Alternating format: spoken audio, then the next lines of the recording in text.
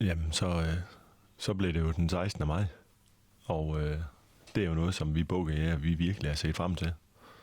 Og i år, ja, der skal Emil igen med på bukkejagt. Det har han været de sidste åringer. Vi skal sidde herhjemme i vores egen skov. Og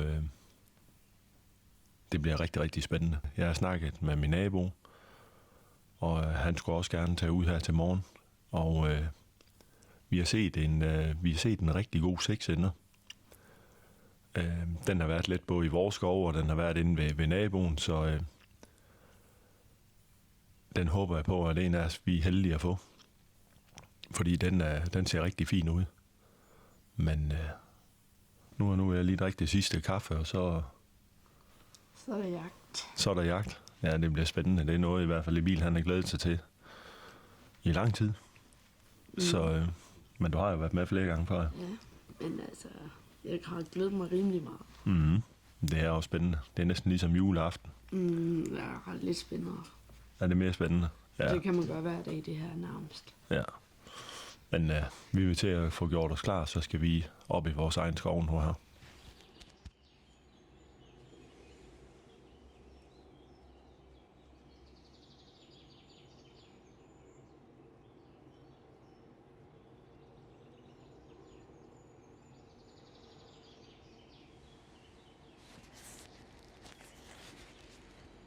Jamen, så er det blevet den 16. maj nu her.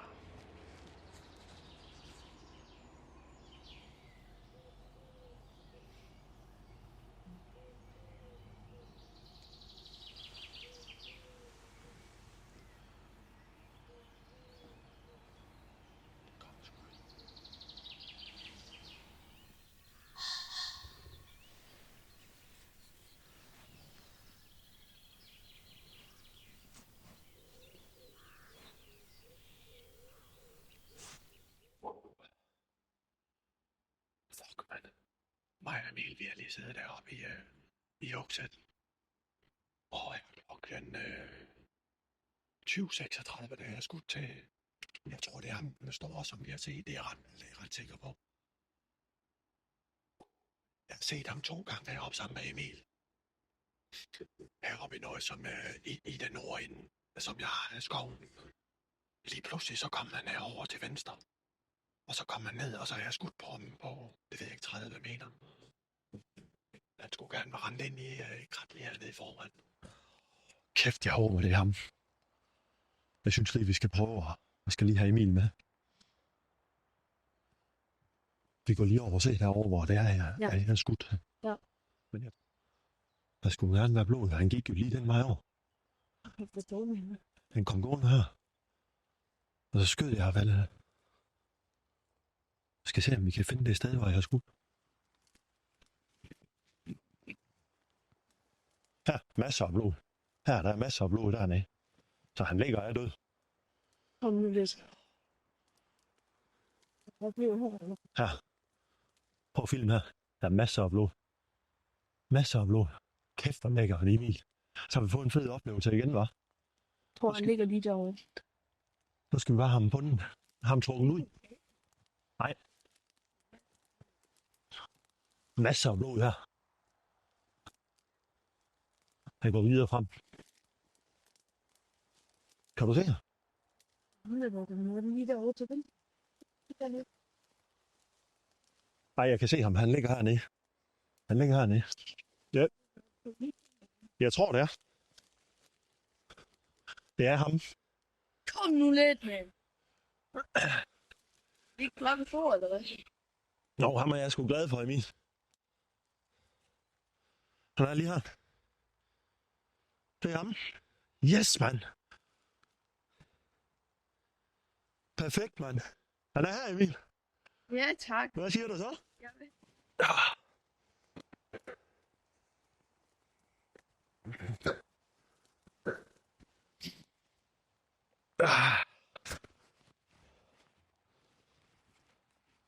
Der fik jeg en 16. maj buk. Ej, hold kæft, ham er jeg glad for.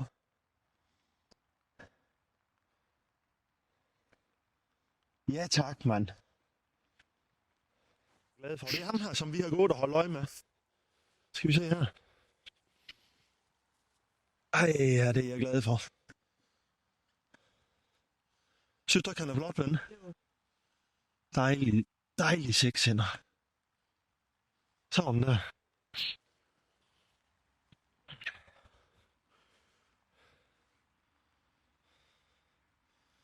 Hold kæft for, ham er jeg virkelig glad for.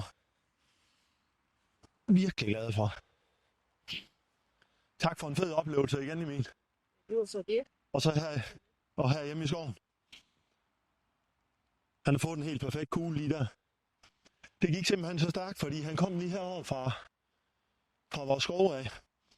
Og så løb han ned igennem lysning, og ham her, han har været meget, meget urolig igennem lang tid. Han står næsten aldrig stille. Så han er i bevægelse hele tiden, og vi har set ham 2 gange her til aften, længere oppe i den nordlige del af vores skov. Yes, mand. Tak for en fed oplevelse, Emil. Jamen, så blev det den 17. maj. Og jeg er taget ud på et stykke, som jeg har lejet, og som jeg har haft i nogle år. Og jeg har set et par bukke herude. Og jeg skal lige se, hvad der er deroppe. Det er nok bare, at der sidder 2 har deroppe foran. Men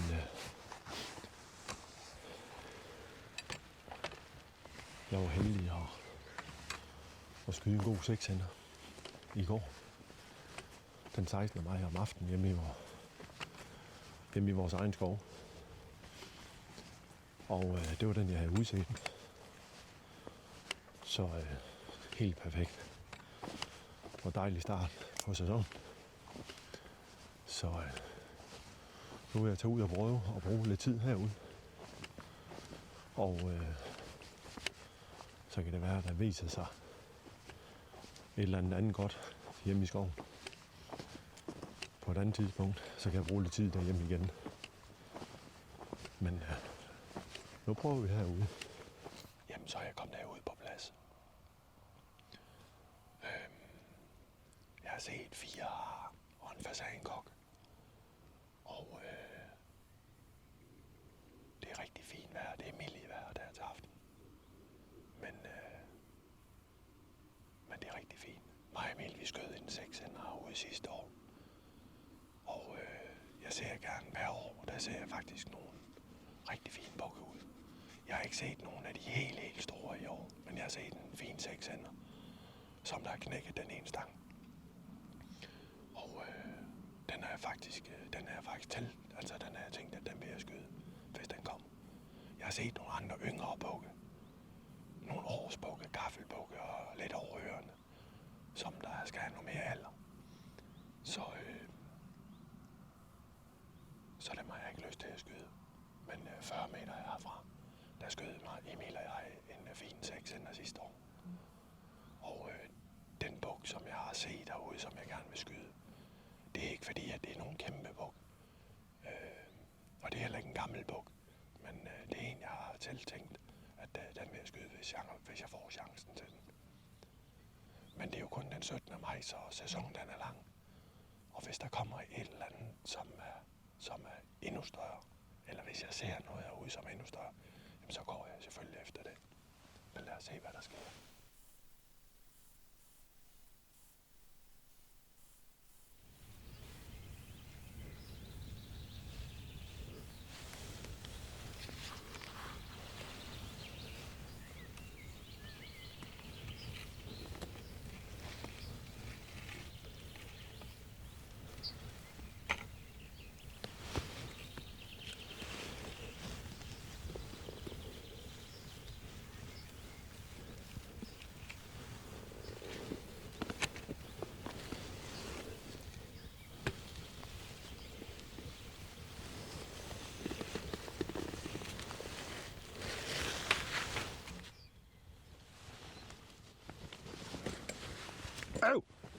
Øv!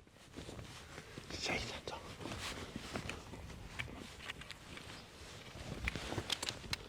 Pisse også. Han bøvede kraftigt.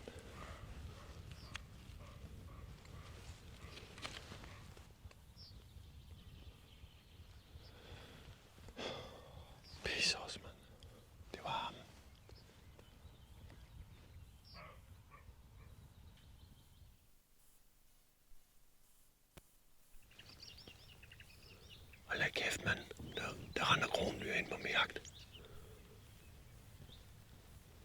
Jeg render kraftigt med krondyr.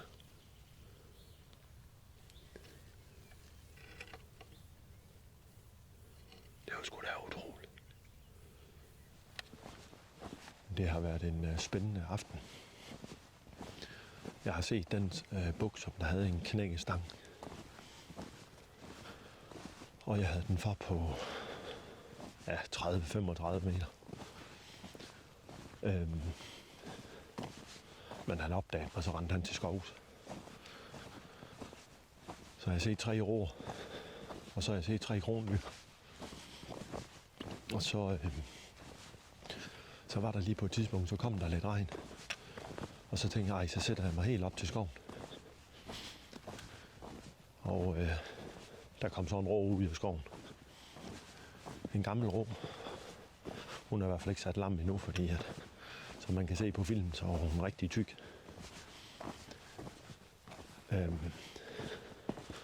Og her kan man faktisk se, hvor krondyren de er rendt. De er rendt nemlig derude af.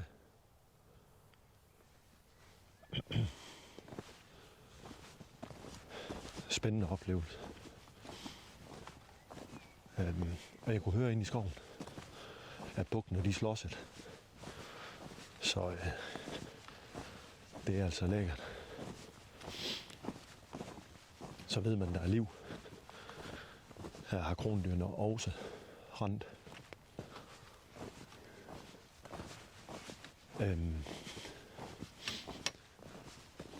Men jeg skal i hvert fald helt sikkert ud igen. Men nu er bukkejagten i gang, og så er der forhåbentlig mange oplevelser i vente. Det er fantastisk. Så jeg glæder mig til at se, hvad det kan give af oplevelser. Og måske kan det være, at jeg er heldig at skyde en buk mere herude på det lejet her. Det giver i hvert fald forhåbning om, når man kan høre bukkene, de slås, så er der nok et par gode bukke. Og nabojæren, han kom også listende. Eller de var 2, at de kom listende. Så de er jo selvfølgelig også ude for at se efter bukken. Men vi hilste pænt på hinanden, og så ønsker jeg, at dem knækker bræk. Nå, jamen så blev det den... Hvad blev det så? 19. maj må det være blevet. Nu skal vi... Det er tirsdag i dag. Så 4 dage, det må være den 20. i dag. Der går allerede et dyr der. Vi skal se, om det er en... Smaldyr? Nej, det er en gammel rå, den der mælk i patterne også. Har han ikke? Jo, det har han. Dejligt. Fedt at bo ude på. Der står buk. Det er utroligt, jeg er næsten kun lige kørt hjemmefra. Men sådan er det bare. Vi prøver at se her, hvad det er for en buk.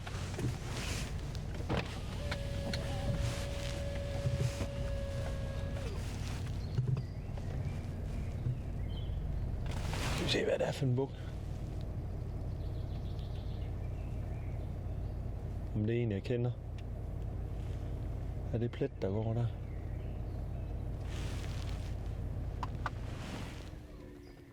Det var da noget frygtelig rystende noget.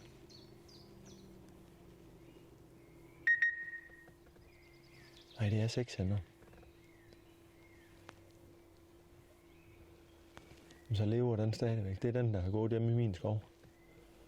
Men den har været jaget væk i et godt stykke tid.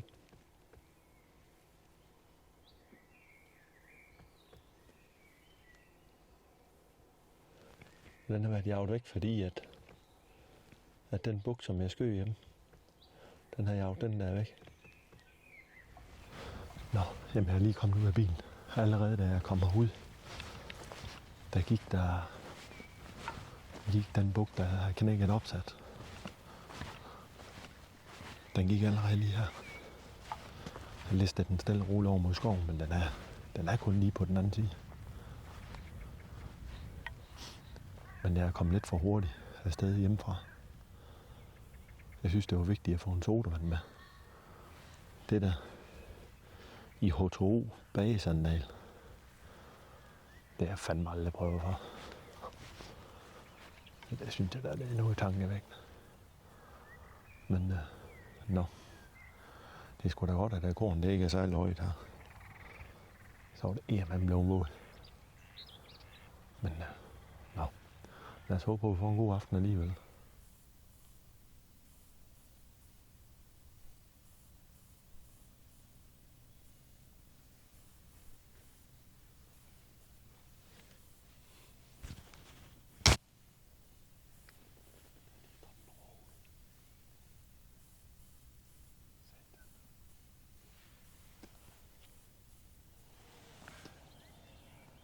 Der er lige kommet en ro ud. Det virker som om dyrene de rigtig gerne vil ud af der.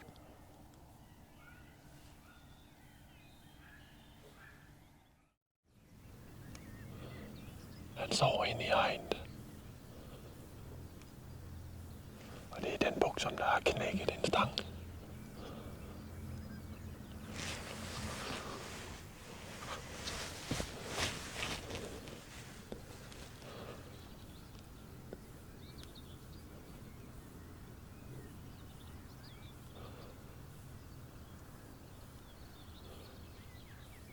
Han kommer der.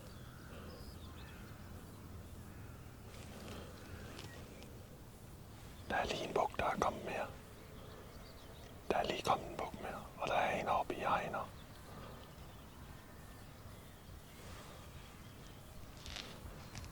Ej, bukken den er lige gået ind til naboen. Satan så. Han går lige der. Der er lige været 2 bukke.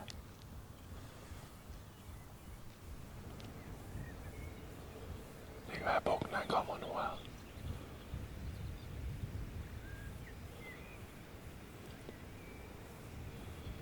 Det kan være dejligt, hvis han gad komme herind til mig.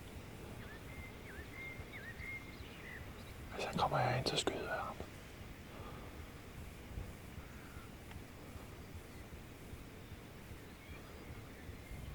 Jeg skal bare stå helt stille. Han er lige kommet frem.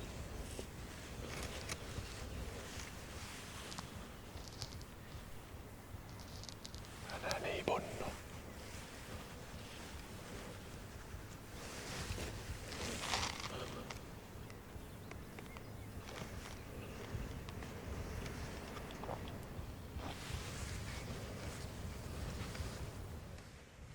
Jeg er afsikker. Jeg skyder.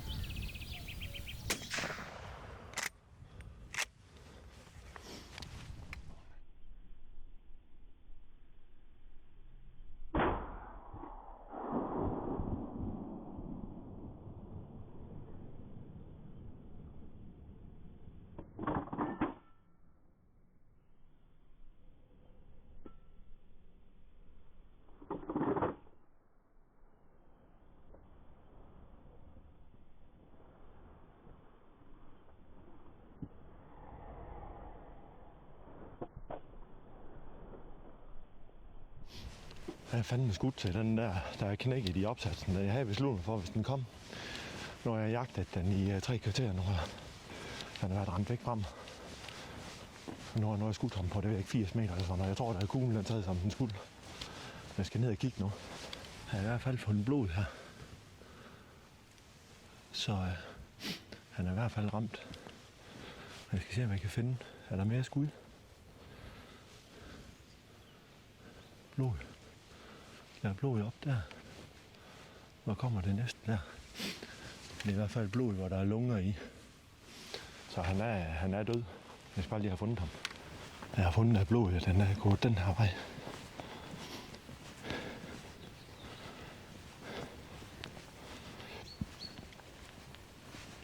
Og han ligger lige derhen.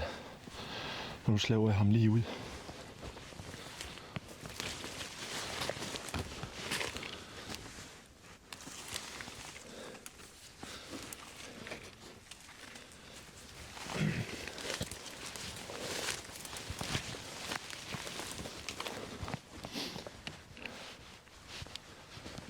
Ja, tak. Så har jeg skudt ham. Og han er sjov, fordi at han har knækket den ene. Men jeg skal lige lidt tættere på, se. Ja tak, mand. Ja tak. Så fik jeg ham. Og jeg havde lyst til at skyde ham, fordi at jeg syntes, han var lidt sjov, fordi han havde knækket en stang af. Enten er den knækket af, eller så har den sådan ligesom en abnormalitet. Men det er ikke nogen gammel buk, men det er sgu et flot dyr. Og jeg havde besluttet mig for, at hvis han kom, så vil jeg gerne, så skød jeg ham. Så mega fedt, at det lykkes. Og jeg er totalt bukkefeber nu. Nå, jamen så blev det jo så efter skuddet nu her. Nu har jeg været heldig at skyde en buk, både den 16. om aftenen og i går den 20. maj. Der skød jeg så også en rigtig fin buk.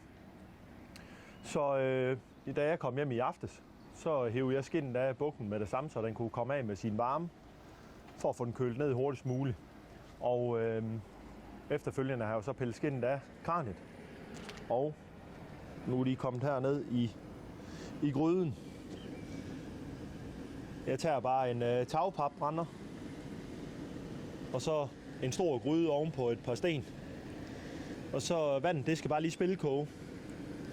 Og det gør det så i 45 minutter. Og når det så har simret der i 45 minutter, så tager jeg min højtryksrenser, og så bliver det lige blæst rent ude på græsplænen. Og så kan det godt være, at en af bukkene de lige skal have et kvarter mere. Men som udgangspunkt, så 3 kvarter til en time, alt efter hvor gammel bukken den er. Så skal den tørre, og så får den en gang brændt og ilde, når det er, at den er tør. Så prøver vi.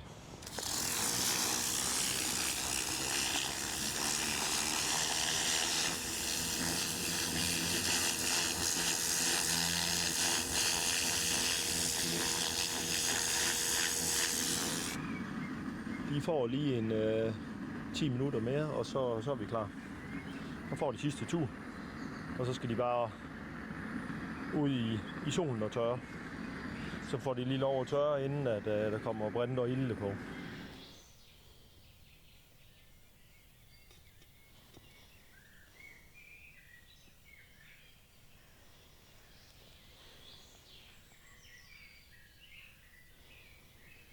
Det er jo morgener som dem her. Der er helt fantastisk. At sidde ud og se det hele, det er bare vågner, stille og roligt. Og men det er helt fantastisk at være. Så kan det kun gå hen og blive en god dag. Ræven, den har lige været forbi. Dernede på 100 meter. Så selvom jeg egentlig føler, at jeg sidder i dårlig vind ned til højre. Ja, ræven, den var ligeglad med det. Nå, jamen så blev det den 28. maj. Og jeg var ude her til morgen, men der så jeg et smaldyr, og jeg så en hare. Så nu har jeg taget riflen på skulderen og går en tur op igennem min skov. Så prøver jeg at sætte mig op i en hugsætte. Så ser vi, hvad der sker. Men der er nogle højdemeter, fordi det er så kuperet i vores skov. Der er lige kommet en ny råbe heroppe i min skov. Hun er i hvert fald mælk i patterne, det er meget tydeligt at se. Der er mange, de er helt fyldt bryster. Og det var dejligt at se, så hun i hvert fald lamme i skoven. Fantastisk naturoplevelser.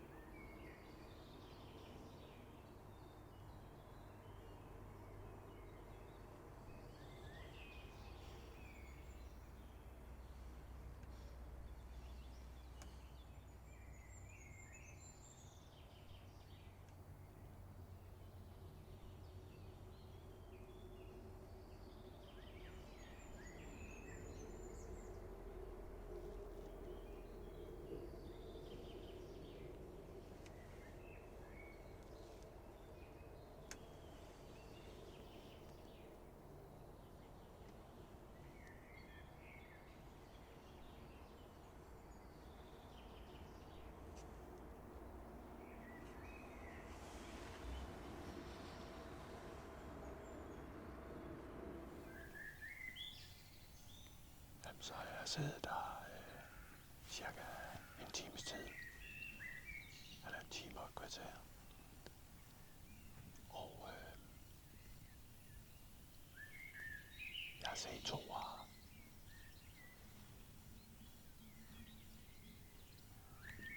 Jeg har ikke set noget overvildt. Men hold op, hvor er det en fantastisk aften. Man får bare solen lige ind i hovedet. Og så er det bare en helt vindstille aften. Det er fantastisk at være her i den danske natur. Men der er lige en halv time tilbage, så lad os se, om der sker et eller andet. Men vejret, det kan man i hvert fald ikke klage over. Det var så endnu en aften med helt fantastisk vejr. Solen den er lige gået ned nu, ude i horisonten. Jeg så to her. Og så hørte jeg dyr, der smeldte langt ud.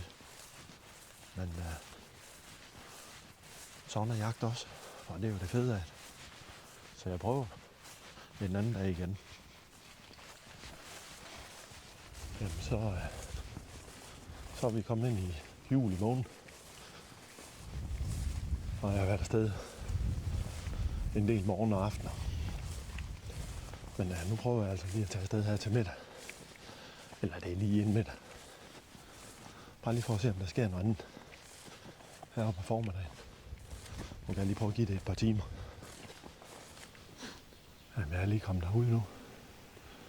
Og der går en ro.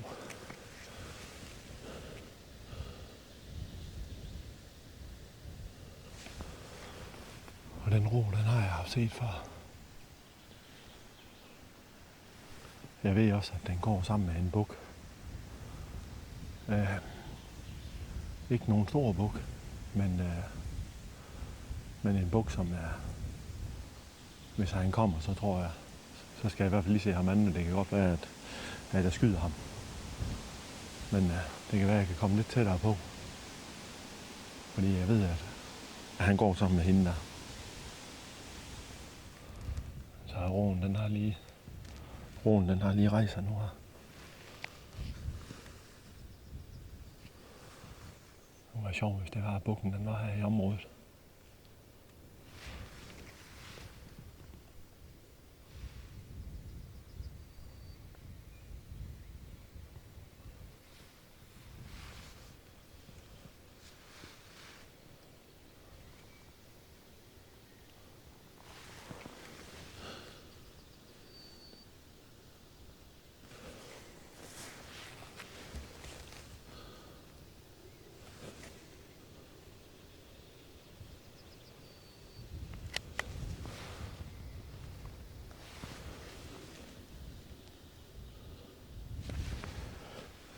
Satans bukken, han gik lige der.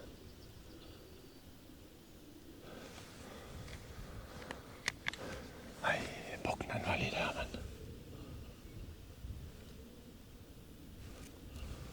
Pisse også.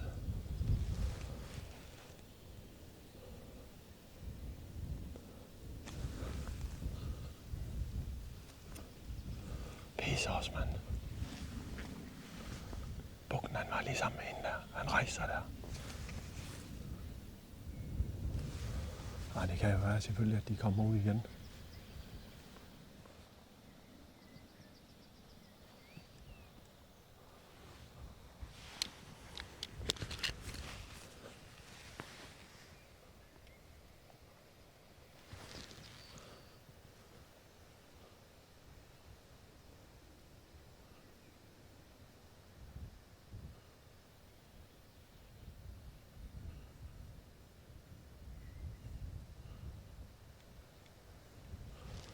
Bukken, han er lige derinde bagved.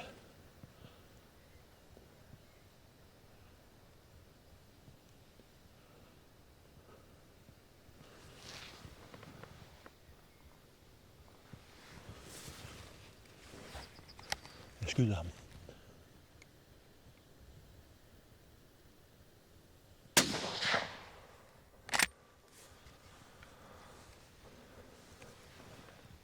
Han fik en kugle.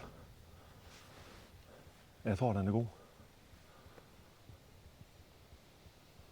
Hun står der og kigger.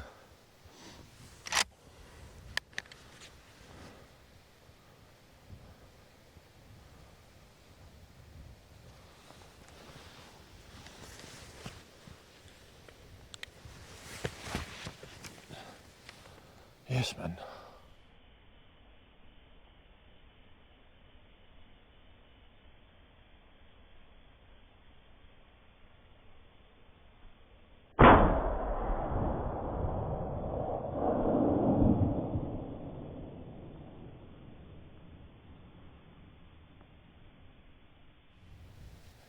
Yes, mand. Jeg skød ham. Han har været væk her fra området i en måned. Og har så holdt øje med ham de sidste par dage. Han er gået sammen med den rå der. Jeg synes, det så fornuftigt ud med skuddet og alt det der. Og skudt her på, og det ved jeg ikke. Lige omkring 110-20 meter. Kæft, mand. Ham har jeg gået efter et godt stykke tid. Og nu er han der. I forgårs eller sådan noget kom han til området igen. Og så tænkte jeg, nej, hvad der er. Nu prøver jeg simpelthen at tage herud her til middag. Altså, det er jo lige inden middag. Roen, hun slet ikke opdaget mig nu. Kæft, mand. Jamen, han er død. Jeg synes, jeg hørte et ordentligt kugleslag.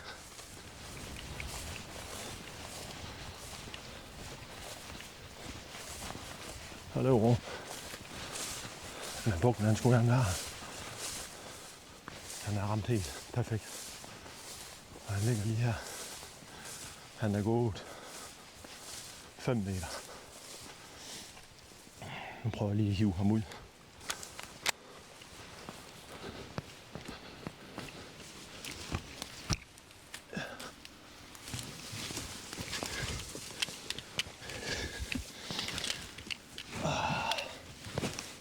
Jeg ser sådan en lille kraftig sag her.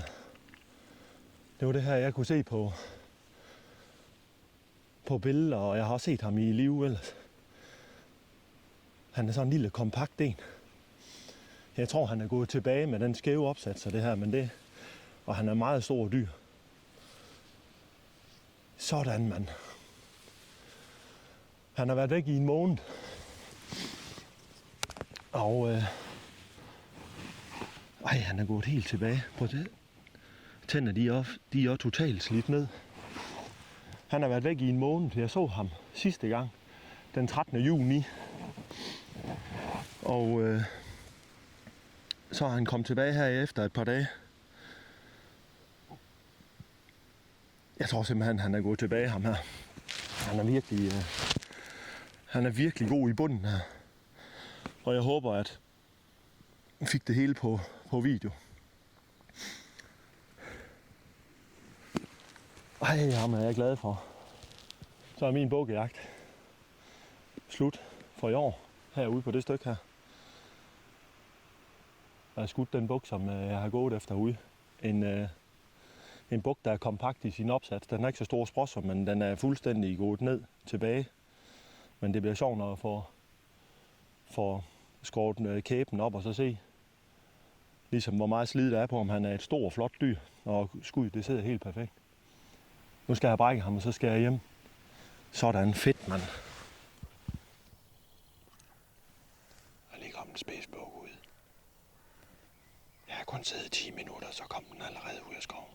Så kunne jeg høre, hvordan den allerede farede på et træ. En lille 1-årsbuk, som selvfølgelig skal have mange flere år at leve i. Men det er dejligt at se, at der er nogle dyr på terrænet. Så er solen gået ned nu her, den 15. juli. Og det der års bukkejagt 2026 er færdig. Og det har været en virkelig god sæson for mit vedkommende, som vi kan se her i film. Og i år har jeg været ude og opgradere både kamera og lydudstyr, så kvaliteten af mine kommende videoer fremover, de gerne skulle blive markant bedre i kvaliteten, men også lydmæssigt. Det har været en sindssygt god sæson, og jeg håber, at I andre I har haft en lige så god sæson, og I har fået skudt den buk eller de bukke, som I har udvalgt jer. Dermed så vil jeg også sige tak for den her gang, og jeg er virkelig, virkelig, virkelig glad og taknemmelig over, at jeg har over 500.000 visninger nu på min YouTube-kanal, og det vil jeg gerne sige jer mange tak for. Udover det, så kunne det være lidt sjovt, at I gik ned i kommentarfeltet og skrev, hvornår I har været heldige på sæsonen med at skyde jeres buk, om det var morgen eller aften. Jeg vil gerne sige knæk og bræk fremover til jer andre, og vi ses helt sikkert i den næste film. Hej hej.